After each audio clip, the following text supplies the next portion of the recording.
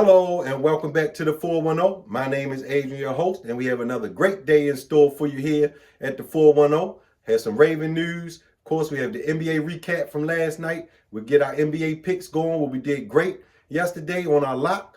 14 money line parlay. All good. We picked up some extra chips. Let's see if we can keep that momentum going. But first, before we get into the Raven news, if you have any electrical needs, Cahill Electric is on standby to take care of you with great professional service and definitely going to give you the hookup if you let them know you saw them here on the 410. Cahill Electric, check them out. Raven news, Lamar, Derrick Henry going to sit the Pro Bowl out. Seems like all of the star players pretty much do the same routine. I don't know what they're going to do in football because everybody wants to maintain their health. But it seems like everybody that's announced to the Pro Bowl, none of them play. They were replaced by Drake May and James Cook, respectively.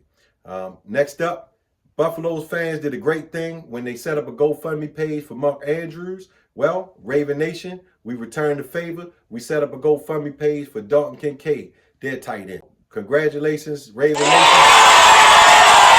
Excellent show of class from us, and that's just how we roll. No surprise there. But we get ready for Pro Bowl. I'm going to do a Pro Bowl special here in just a bit, and you'll get that here this week before the Pro Bowl. NBA action from last night. Of course, we were hunting for starting the week off strong, and we did pretty well last night. First game up, the Lakers against the Hornets. Lakers been playing very well. Hornets been playing pretty good as well. This game was pretty close, 112 to 107. The Lakers pulled this out, covering that 4.5 we took. Once again, AD, monster game. He's been playing really well, 42 points, 23 rebounds for LA. Next game, Cleveland going up against Detroit. They were big home favorites in this game. I took the 10.5 with Detroit, thinking they would keep it close. They weren't able to do that. The score was 110 to 91. Darius Garland had 22. Spider Mitchell had 21 for Cleveland, while they leading the charge, trying to get back on the right track. Next game, Boston going up against the Houston. Boston's at home. Of course, Boston, if they shoot 50, 60 threes, if they make them, it's going to be hard to beat them. They lost this game 114 to 112. Houston, of course, one of the top teams in the West. Very good win for them. Jalen Green got scuffed up a little bit in this game, but Amen Thompson helped him out. He had his first career triple-double, big one, with 33 points involved. Of course, we took the Rockets in the points. We were good on this game as well. Next game, Sacramento going against Brooklyn. Brooklyn's at home where they don't want to win in front of their home crowd. Sacramento took advantage of that. They pulled this game off 110 to 96, of course, covering their spread. Sacramento has actually been shopping De'Aaron Fox as of today, which is some big news in the NBA. Not sure what's going on there. Not sure why they want to shop De'Aaron Fox. I know he has 1 year left on his contract. I believe they owe him $37 million on that one. So maybe they don't want to take on that much money, get rid of him, get some assets back. So we'll see how that plays out here in the near future.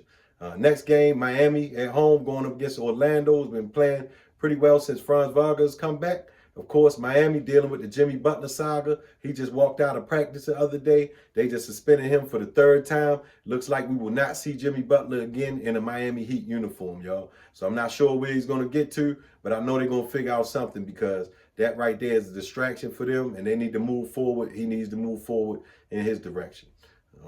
They pulled this game out 125 to 119. Tyler Hero scored 30, and they were able to basically take this game over in double overtime. It was really close. They made a comeback, got into double overtime. Bam Adebayo took over for them. Good for Miami. Once again, let's see what they do moving forward with this Jimmy Butler stuff. Next game, New York going up against Memphis at home. New York, they put up 140 the other night, so they did an encore against Memphis. They put up 143. They held Ja to 10 points, played really good defense on him. They won this 143 to 106. I was expecting Memphis to keep it close.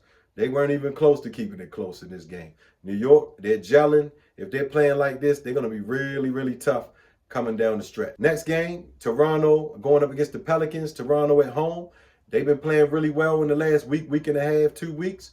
And they kept it rolling here against the Pelicans. They won 113 to 104. Scotty Barnes had a big game for them. He had 21 points, 11 rebounds. Jakob Poeltl, he came through with 21 points, 14 rebounds for Toronto. So once again, balanced attack.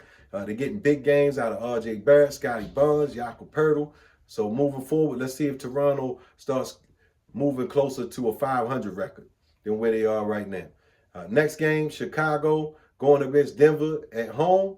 This was the surprise of the night. Chicago pulled this game out some kind of way. You know, I've been begging for Zach LaVine to get out of there. They won 129 to 121 despite Jokic having a triple-double. They pulled this out with Nikola Vucevic almost having a triple-double of his own with 20 points, 10 rebounds, and 6 assists.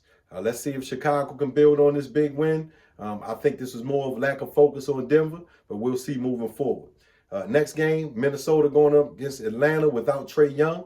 Of course, they were able to take them out without Trae Young, but the game was much closer because DeAndre Hunter scored a career-high 35 points for Atlanta, and Minnesota won this game, however, 100-92. They did not cover the spread that they had in this game. Next game, probably my favorite game of the night, Washington going up against Dallas. Dallas playing them at home. Klay Thompson, he let everybody know about the Cooper Flag stuff in the first quarter. He dropped 7 threes on them in the first quarter. Washington let them know that they were not going to put up any fight on the back end. They were going to take the game like they normally do. So hopefully you put some money on that to happen last night.